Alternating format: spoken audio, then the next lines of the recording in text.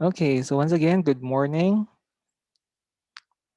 We are going to continue our discussion about the higher order differential equations, specifically solving for homogeneous linear differential equation with constant coefficient. Okay, so we are done with cases 1 and 2. Yung case 1 is nakadepende kasi 'di ba yung solution ng DE natin dun sa roots ng auxiliary equation, right? So yung first case, kung yung roots ng auxiliary equation are real roots and distinct, so we have a format for that para masulat natin yung solution. And the second case, in case 2 is the roots of the auxiliary equations, real roots siya pero repeated. Okay, nag-repeat yung mga roots. We also have an example. We also had an example combining repeated and distinct roots. So I hope that you were able to get the idea on how to write the solution. Now let's proceed to this remaining cases. Case number 3, we are going to talk about the roots of the auxiliary equation wherein imaginary naman yung roots. So before that, yeah, let me introduce yung complex number or imaginary root natin na involve. Okay, although we have a separate discussion for complex numbers when you get to advanced engineering mathematics na subject. Yeah, but I know that you have encountered this um, classification or type of number, yung complex number. Merong imaginary unit dito. So suppose that the root of the auxiliary equation is imaginary, meaning it has, the I, yan, imaginary unit na I, A plus B, ito yung representation natin, where A, take note, is the real part. And itong second term na to, this is the imaginary part kung saan makita mo yung imaginary unit. So it has to be noted that, of course, its conjugate will be part of the root. So ito yung conjugate niyan. Yung conjugate is just, the opposite sign nitong ating given imaginary na. So kung plus to, so minus is the conjugate. So yan. So pwede rin yung conjugate. So yeah, actually sa sign ng imaginary part ng complex number natin, naka-indicate yung, na-conjugate siya. Okay, again, so A is the imaginary part. This term containing the imaginary unit is the imaginary part, okay? Now, the solution is given by, so this is how you write your solution, di ba? Kung distinct siya, imaginary roots. Okay, distinct imaginary roots. So, nilagay ko lang dito na C sub 3 and C sub 4. Ayan, kasi i-derive pa natin actually yung simplified way of writing the solution. So, ayan. So, having that kind of root na imaginary siya, this is how you write your solution. So, yung first natin na term containing yung A plus BI. And then, yung second term natin, yung conjugate, right? Now, yung property ng exponential functions, pakita ko na lang dito. So this is actually equivalent to, if you distribute yung x sa bawat term, so meron tayong e raised to ax times e raised to b, imaginary unit times x, yan yung ating, ito yung factored form nitong ating first term. The second term will be, written the same, di ba? Yung factored form itong exponential. So e raised to ax times e raised to minus bix. Okay, any question here? So ito lang, sinulat lang natin into its equivalent or factored form, exponential function natin. Now, if you remember in calculus, or maybe it's your first time to encounter this exponential function. So e raised to I theta is defined by, this is actually, we call it the Euler equation. Ayan. So some say Euler, pero actually the right pronunciation for this is Euler equation. Ayan. So E raised to I theta is equivalent to cosine theta plus I sine theta. So remember this, ito yung Euler equation natin. We are going to utilize this one para ma-simplify natin itong solution. Itong particular na, of course, na DE having, imaginary roots, distinct roots. Distinct imaginary roots. Now let's continue. Now, the following will be to illustrate, applying the idea for Euler equation. Okay. So ibig sabihin, if the exponential function contains an imaginary unit, yan, ito yung equivalent niya, cosine theta minus plus I sine theta. Okay? Now, when we say e raised to I ax, so this is just similar to or equal to cosine ax plus the imaginary unit I sine of ax. Okay, so please take note kung paano nangyari. So yung I na to, napunta dun sa second term having sine na trigo function. Okay, now, what happens if negative siya? Negative IA. So, assuming that A here is an integer or, yeah, a constant. So, we write it in a form cosine of minus A. So, we carry the sign plus I sine of minus A. And if you have your calculators, you can check that. Pag kinuha mo yung cosine of a negative number, it will still be equal to the value of cosine of a positive number. Okay, so pwede nyo i-check yan sa calculator ninyo. Tandaan na, for example, value ni cosine minus 30, equal lang yan sa value ni cosine positive 30. Right? Kaya sunod natin sa ganitong format. How about sine of the negative number? Okay, sine of a negative number, okay, is equal to the negative of the sine of a positive number. So basically, ayan, pag kinuha mo yung sign ng positive number, para mag-equal doon sa sign ng negative, so syempre multiply that by the negative sign. So yun yung parang idea.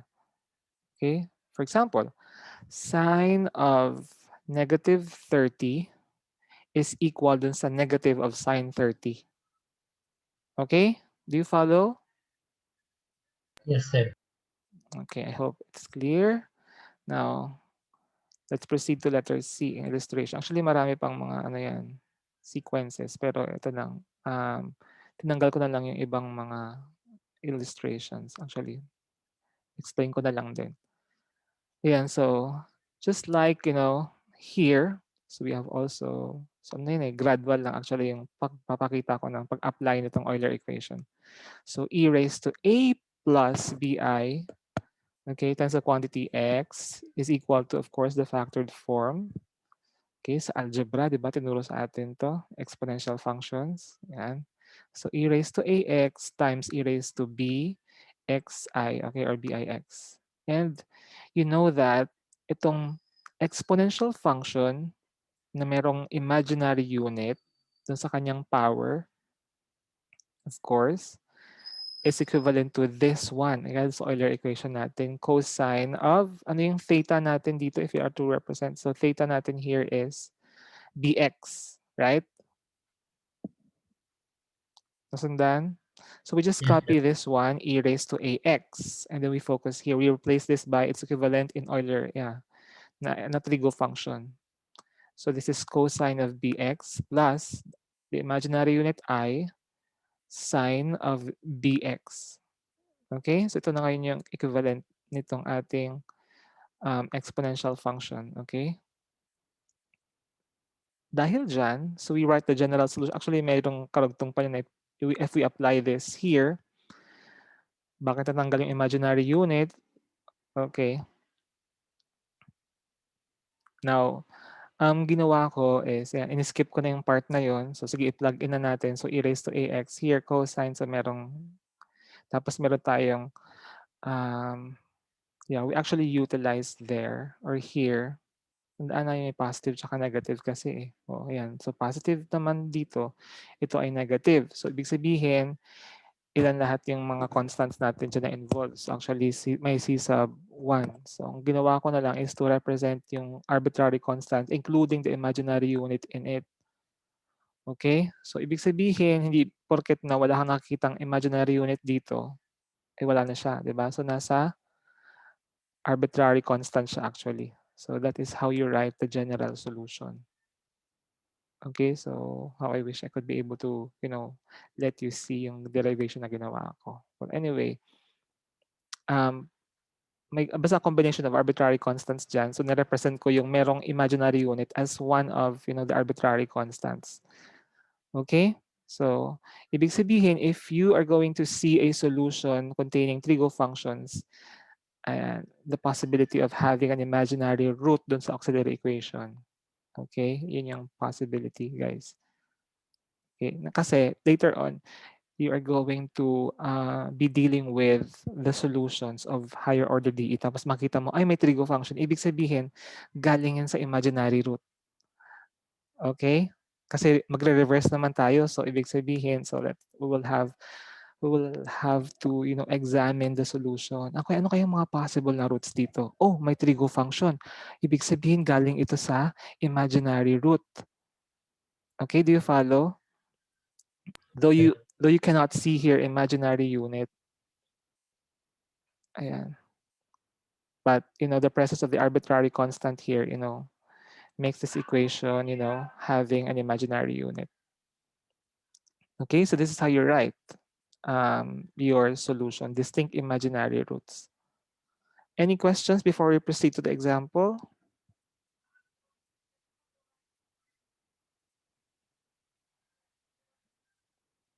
None? Okay, so tandaan niyo how you write your solution. So yung A dito is the real part, yung B is the imaginary part. Yun yung coefficient ng imaginary unit. So you need not to include the sign. Tandaan niyo guys hindi niyo na kailangan i-include yung sign when you write. Okay? So this is how you write your solution. So we have here two examples. Actually, na-solve ko na itong pangalawang example. Pero try ko lang gusto kong kayo din mag-solve nito, but I'll try to, write my answers din. Because I have just written the solution. Kasi medyo nahihilo pa ako. Kaya hindi ko muna gagamitin yung whiteboard. So I have actually tried my best to show my solution sa first example. Nag-solve na lang ako. So kaya medyo na-late ako ng konti.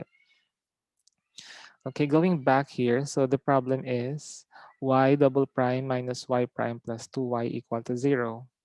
Okay, so again, y double prime minus y plus 2y equal to 0. Let me explain my solution. So firstly, what I did, I have written this dE into its d operator na format or notation. So this is d squared minus d plus 2 times y equal to 0. Now the next step, if you remember, so we write the corresponding auxiliary equation for this dE. So f of m is equal to 0. That's why, so we have m squared minus m plus 2 equal to 0. Now, if you're going to factor this, you cannot do it by just, doing the inspection method for factoring. So you can, pagdating dun sa mga di ka sure, so pwede mong gamitin yung quadratic formula. Okay, so this is the quadratic formula. It's negative b. Yung b na yan is yung coefficient ng middle term natin. So, coefficient ni m. It's negative b plus or minus the square root of b squared minus 4ac. Okay, ito yung discriminant yan. Tinatawag over 2a. Yung a natin, yun yung coefficient ng first term kung saan, di ba, may quadratic, di ba? So, m squared. Coefficient ng first term, m squared. Yung c naman is the constant. So applying here, di ko na, nirekta ko na dito guys. So negative b is, negative of negative 1 plus or minus square root of negative 1 squared minus 4a is 1 and times c is 2. 4 times 2 here is 8. As you can see, so we have 1 minus 8. The answer is negative 7. Yung negative 7 nasa loob siya ng square root. Okay? So, ibig sabihin, if you are to get, di ba, the square root of a negative number, lalabasan sa calculator mo, di ba? Mag-error yan. Or if you recall, di ba, the idea that square root of -1 is equal to I, di ba? Sa complex number natin. So we can factor this one. Again, so itong first term natin is yan, +1/2 lang din. So we just copy square root of -7/2.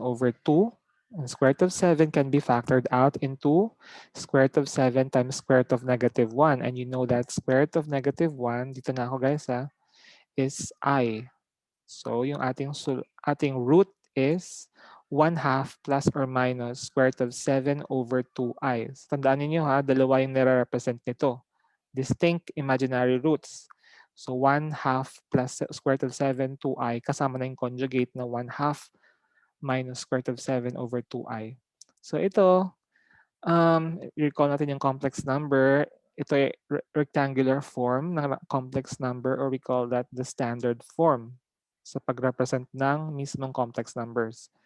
So A here, itong part na to, this is the real part. Yung kapag grinaph mo yan, di ba? Yung mismong. Kasi merong ano yan eh. Yeah, you can actually represent that into or to illustrate yung mismong complex number para ma-transform mo siya into different forms. Merong trigonometric form, merong exponential, logarithmic, ayan. Well, anyway, so let's proceed here. A is 1/2, B is square root of 7/2. Tandaan niyo, hindi ko na pinaghiwalay ito kasi dalawang nare-represent niyan. So having this kind of root na imaginary siya, ibig sabihin, dalawa na yung arbitrary constants mo. Tama? Okay, dalawang arbitrary constants. So ang concern mo lang dito is, of course, you have to be familiar with this solution. Okay, yung 1/2 mo, yun yung imaginary, yun yung real part pala, yung nalagay mo dun sa exponential function yung nasa labas ng parenthesis. And then yung b natin, so I did not include the sign because of, yung b lang talaga yung kailangan natin dito. So square root of 7/2. So plugging it in here sa ating um, yeah, guide for writing the solution. So e raised to ax, a is 1/2, diba? So e raised to x/2 times c sub 1 cosine of bx. Ano yung b natin? Square root of 7/2 times x plus c sub 2 sine of square root of 7/2x. Okay? So yun. Tama lang din naman, di ba? Second order DE ito. Dalawang roots, dalawang arbitrary constants. Okay? That's it. Questions?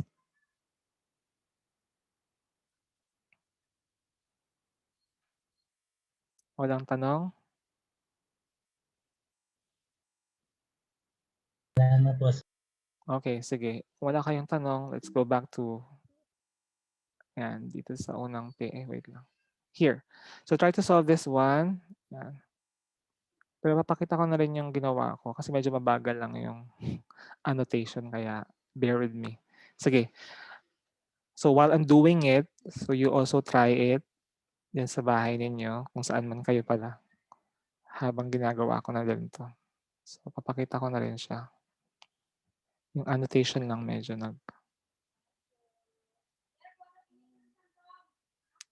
Okay.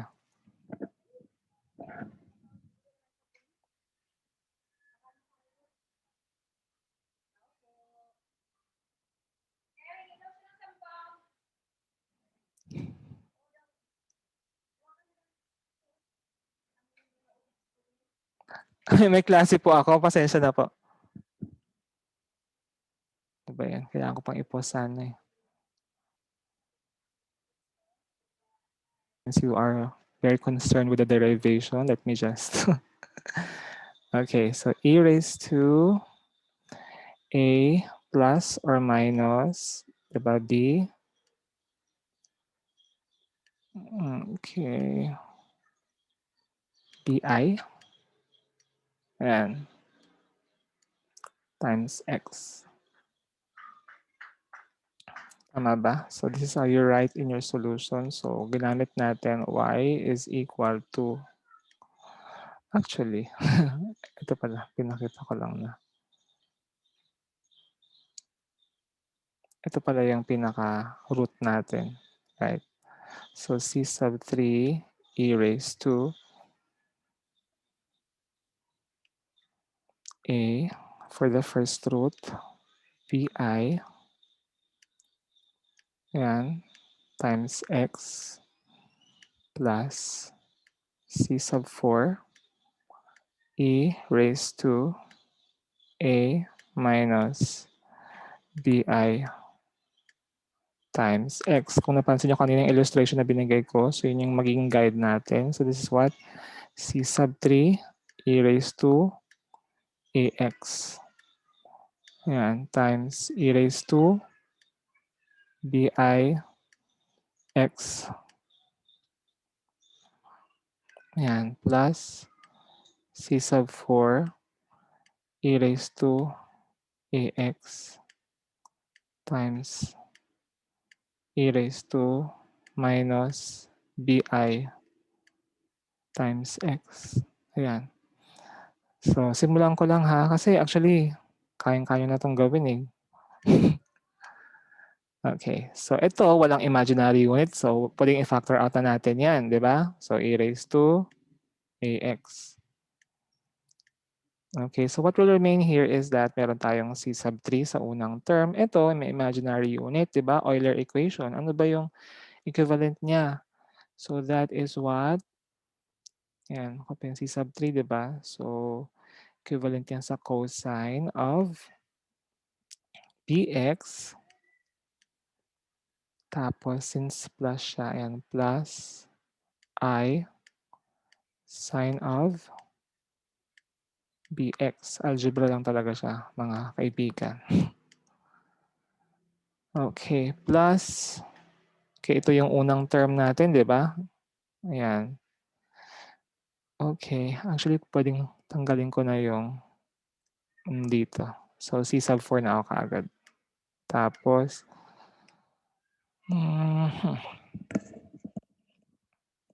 cosine of, di ba sabi natin, di ba kanina, cosine of negative. Ito guys, dun sa illustration natin kanina, cosine of negative number, di ba? Yan is equal yan sa cosine ng positive. Kaya nga in-emphasize ko yun kanina. Okay, so rekta ko na dito. So cosine of bx pa din siya. Tapos yung sign naman ng negative.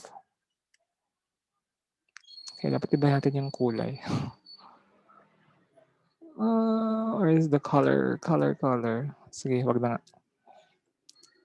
Ayan, sign of negative is equal to the negative of sine of A.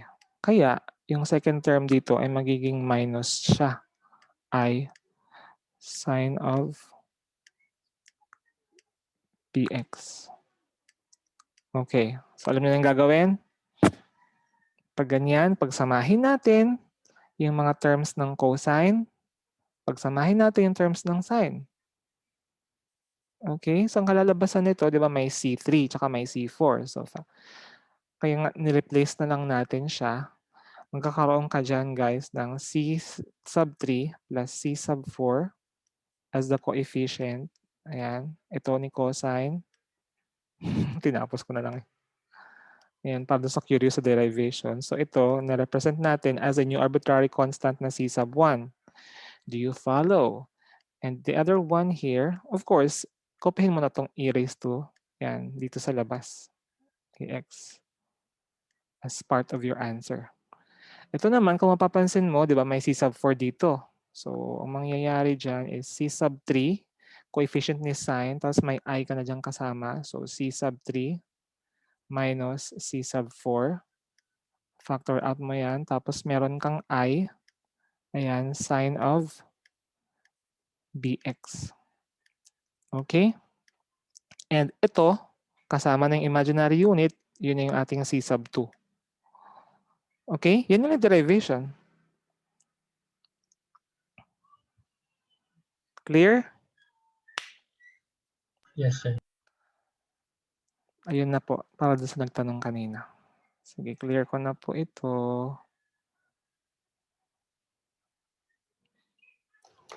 Tapos, yung second example, anong sagot nyo? D cube, yun eh, minus 4d squared.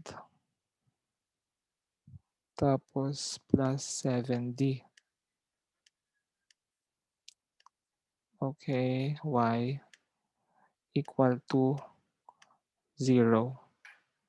Okay, ano auxiliary equation na ito? M cubed minus 4m squared plus... May sagot na ba, guys? 4m, 7m pala. Ayan, 0. Okay, matik na to na may isa ka ng root, di ba? M, factored out mo na. So, m squared minus 4m. Okay. Plus 7 equal to 0. Ibig sabihin, so m is equal to 0. One of the roots na is 0. So you need, di ba, 2 more roots. Ito naman, 2 more roots. Galing dito yan, di ba? So m using the quadratic formula, negative of b. Ang b is negative 4, di ba? So negative 4. Yan, plus or minus square root of negative b squared. So this is 16 minus 4ac. 4 times 1 is 4 times c, and 4 times 7 is 28. Nakita ko na ha. Over 2a. 2a is 2 times 1 is 2 pa rin. So positive ito. So yung unang term mo will be 4 divided by 2 is 2. And plus or minus. Okay, 16 minus 28. The answer is negative 12. So square root of negative 12. Tama ba? Square root of negative 12 is just, yung 12, pwede mo i-factor out pa yan, di ba? 4 times 3 times negative 1. Yan. So, ibig sabihin, sa loob ng square root yan. So, the answer to this is 2 square root of 3 times I. Di ba? Square root of I, negative 1 is I. So, here, you just copy 2 square root of 3 times I divided by 2. Makancel mo yung 2. So, imaginary yung root na to. Distinct. Okay, so how do you write your solution? 2m plus or minus square root of 3i. Ano yung a natin? Let me just change the color. So yung a natin ito. Yung b natin is square root of 3. So the solution to this one is y is equal to, yung first term natin, di ba 0 siya? Ibig sabihin, c sub 1 e raised to 0 is 1. Tama? So, ayan na yung pinakaunang term mo. Plus, continue lang natin. E raised to ax, ano yung ating a2? So, e raised to 2x times cosine of, ano yung b natin? Square root of 3x. Guys, andyan ba kayo? Na-follow nyo yung ginagawa ko? Yes, sir. Ayan, plus, ayan, may constant pa dito, sorry. C sub 2, continue lang natin. C sub 3. Sorry about that. Tapos sine of square root of 3. Pasensya na kayo ha, medyo. Ayan, pinatong ko na lang. Ayan yung magiging solution. Same ba tayo ng solution?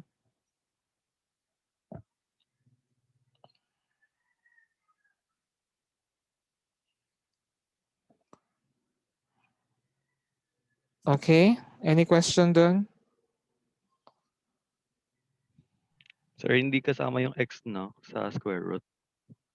Hindi po kasama. Nasa labas siya. Thank B. you po, sir. Okay, wala nang tanong. Let's continue na. Case number 4 na tayo. Sa case number 4, repeated imaginary roots. So how do you write your solution? So katulad din sa distinct, may presence na rin ng x. Ipapakita ko sa inyo. So for example, nabanggit dito, repeated imaginary roots lead to solutions analogous to those of repeated real roots. So magkakaroon ka lang ng x. Okay? Sa bawat term. Increasing na yung power ni x. Again, for example, ito na yung example natin. Yung root natin na 1 plus or minus 2i are repeated twice. Okay, ibig sabihin, itong sabi repeated twice, di ba? So, itong root pa lang na to, dalawa na yung nire-represent niya, di ba? Second order actually yung pinanggalingan nito. So, dahil sa repeated twice siya, so fourth order, d raised to 4 or y to the fourth prime. Okay, yung a natin is 1, yung b is positive 2. So, the solution is, ibig sabihin dahil sa repeated twice siya, ilang arbitrary constants, guys?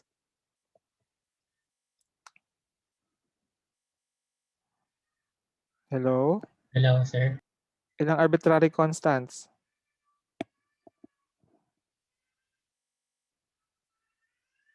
Ilan? Arbitrary constants. Repeated twice. 2. Apat na, di ba? Kasi sa root pa lang na to, dalawa ng arbitrary constants, di ba? Dalawa kasi nare-represent ng root niyan, 1 plus 2i tsaka 1 minus 2i. So pag nirepeat pa yan ulit, ayan, ibig sabihin dalawang beses na ganito. Okay? So 2 plus 2 is 4. This is how you write your solution. So e raised to x, yung una is wala pang presence ni x or x raised to 0. C sub 1 cosine 2x plus C sub 2 sine 2x. Pangalawa na is may presence ka na ni x sa bawat term na to. Okay? So that is how you write. Or pwede mo pang ayusin sa ganitong format. E raised to x, C sub 1 plus C sub 3x cosine 2x. Di ba pansin niyo lang, di ba, yung odd na subscripts nagkasama dun sa cosine. So depende yan, basta may alternate. Pwede ko ano yung nauna. Kasi maaring yung unang term mo dyan, meron kang mga real roots doon. So this is just to, to simplify your solution. So pwede C sub 2 plus C sub 4x.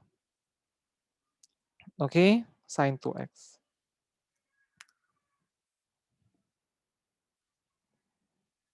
Questions? Clarifications? Now let's proceed to the example. So ito yung ating example. D raised to 6. Ayan, dahil sa 6th order siya, ilan yung arbitrary constants? 6, di ba? Hello? D raised to 6. 6 yung roots. So yung roots na yan, kung real numbers siya, so 6. Di ba? Kapag imaginary yan, so ibig sabihin, one complex number lang kasi dalawang roots na nire-represent niya, di ba? So ibig sabihin, may possibility na mag-repeat, di ba, yung root na yan 3 times. So we'll find out.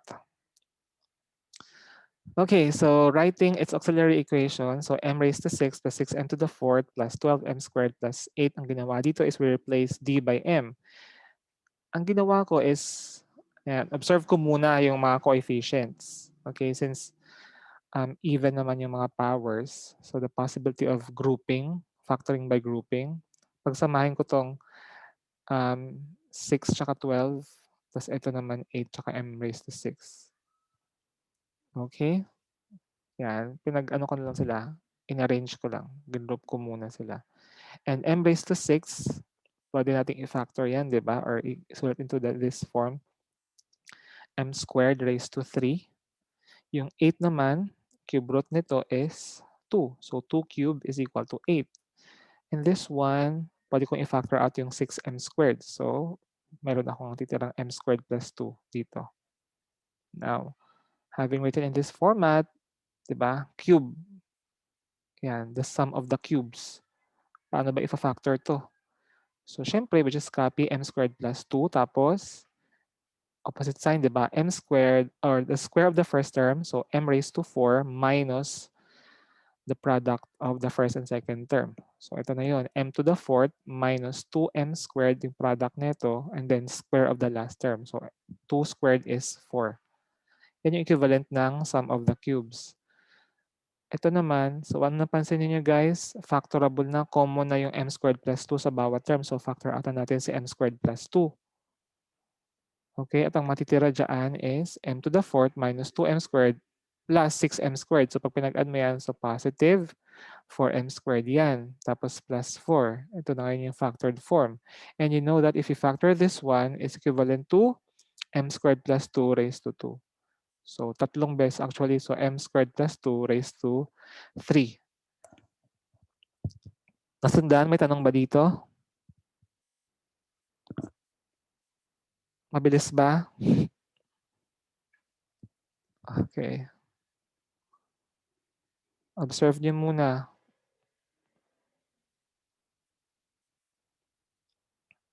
Okay, may tanong?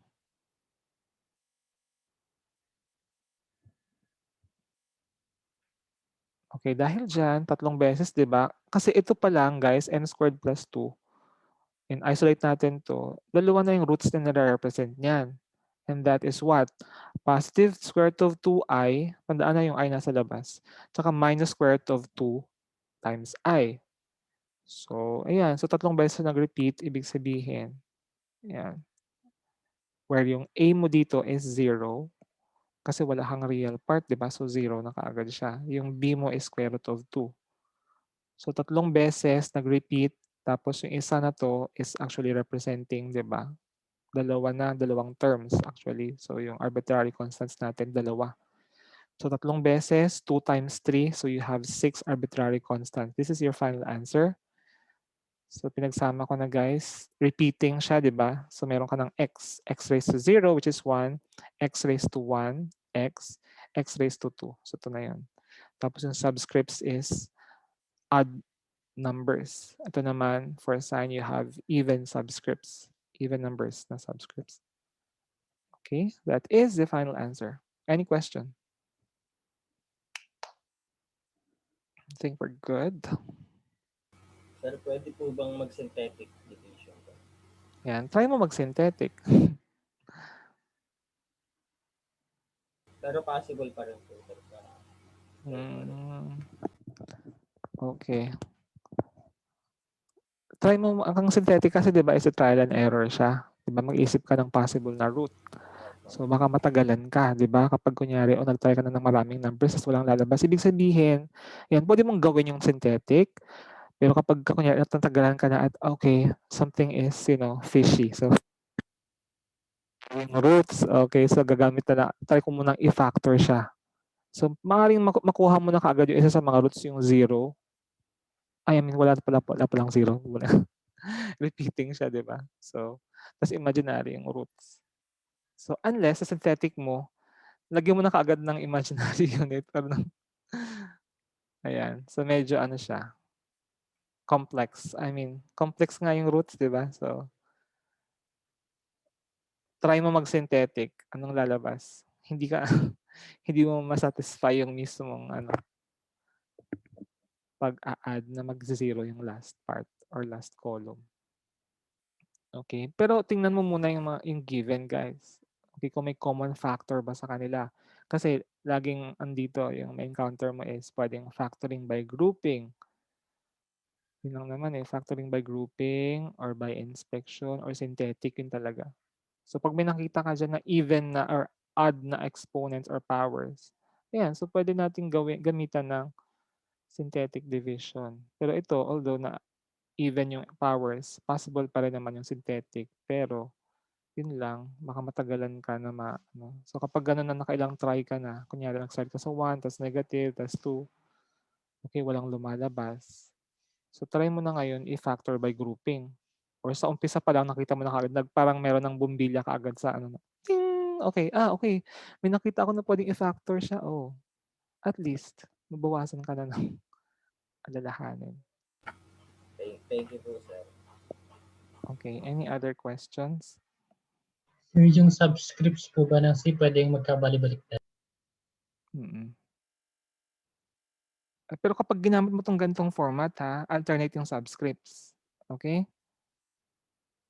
C sub 1, C sub 3, C sub 5 kasi galing yan dito. Wait lang. Basta ito pala. Yan. Kasi galing yan dito. 'Di ba? C sub 1 and C sub 2 partner yan sila. Yan, isang Euler Equation yung pinanggalingan, 'di ba? Cosine 2x at sine 2x. Okay? Since pinagsama natin yung coefficients ni cosine 2x, so 'di ba? Or if naka-factored out na si cosine 2x, ano yung subscript na involved? 1 tsaka 3. Oh, 'di ba? Tas meron pang x. Nakuha, tas yung third, ito talaga yung pinaka-ano or ideal na isulat mo sa ganitong format. Pero kapag na-gets mo na itong, 'di ba, yung puwede mo ng gamitin 'to, guys. Yung ganyang subscripts. Kaka-continue lang. Yung sinasabi ko na maaaring C sub 2 yung simula kasi meron kang nilagay or meron kang isang root na real root siya. So, para hindi ka malito, ilagay mo na siya sa pinakadulo. Okay? So, para C sub 1 ka magsisimula. C sub 1, C sub 3. Yun yung mga add na subscripts para sa cosine. Okay? Even subscripts para sa sine. Gets? Tandaan na repeated ito. So, this problem actually yung challenge kayo dun sa, I mean, hindi naman challenge, parang maging careful kayo sa pagsulat ng solution na hindi magkakabaligtad. I mean, wala kang mamimiss na mga variables or yung mga constants dapat tama. Okay? Yung mga real part and imaginary parts. Okay, yun yung mga dapat ninyo tandaan. Yan, format lang talaga siya. So, once na nakuha mo na yung roots, kasi actually yung challenge dito is yung pagkuha ng roots. Pag nakuha mo na yung roots, and then na-identify mo na, ito, imaginary pala yung roots nito. So, ito yung solution. Okay? Okay po. Ano po? Question pa ba? Wala na? Okay, so thank you all.